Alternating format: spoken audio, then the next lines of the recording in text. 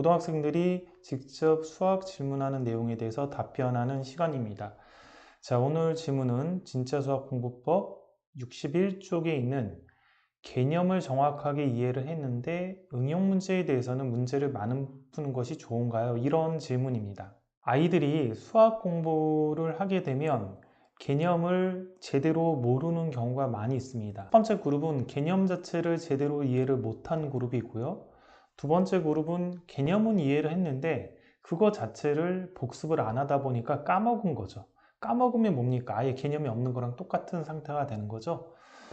자, 이런 상태의 학생들이 이제 개념을 제대로 모릅니다. 개념을 제대로 모르니까 문제가 안 풀리죠.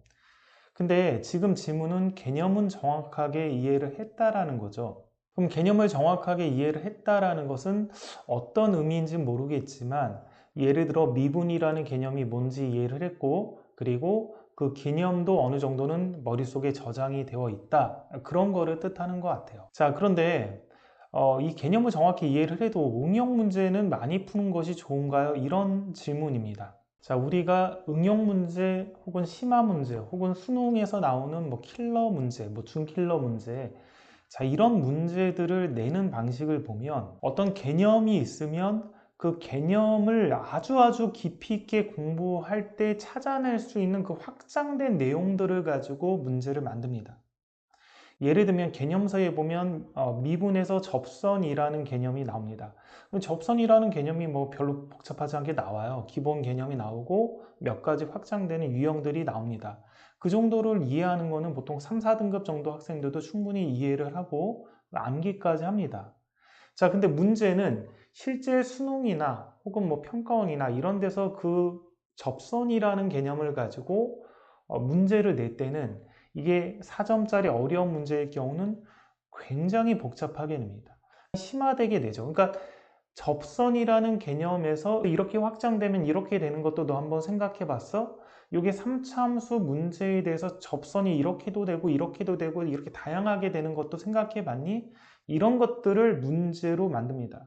그러니까 출제자들이 기본적인 개념이 있으면 이거에 대해서 아주 깊이 있는 그런 내용들까지 얘가 생각해 봤는지 끝까지 질문하면서 생각을 해 봤는지에 대한 문제를 만들어서 출제를 한다라는 거죠. 근데 그런 개념들은 사실 우리가 아주 기본적인 그 교과서나 개념서에 있는 개념만 가지고 유추하거나 추론하거나 더 깊게 생각하기가 힘듭니다. 왜 그러냐면 누군가 질문을 던지지 않았기 때문이죠. 그러니까 누군가 뭐 질문을 던지는 거죠. 접선이라는 문제가 만약에 4차 함수에서는 이런 형태가 나오는 거 너 생각해 봤니? 이런 형태의 접선이 나올 때 이걸 대수적인 식으로 바꾸면 이렇게 될 수 있는데 한번 생각해 봤니?